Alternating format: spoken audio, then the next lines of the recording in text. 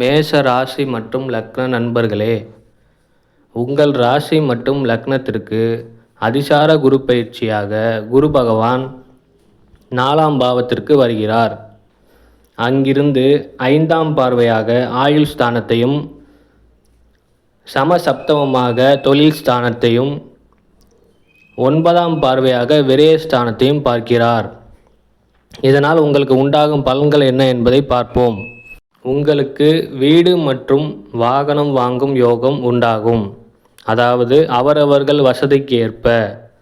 உங்களுக்கு புரியும்படி சொல்ல வேண்டுமானால், இப்பொழுது ஒரு வாடகை வீட்டில் குடியிருக்கிறீர்கள் என்றால் அதைவிட ஒரு சிறந்த வாடகை வீடு உங்களுக்கு அமையும். முன்பே வீடு வைத்திருப்பவர்களுக்கு ஒன்று இன்னொரு வீடு வாங்கவோ அல்லது இருக்கின்ற வீடை புதுப்பிக்கும் வாய்ப்போ கிடைக்கும்.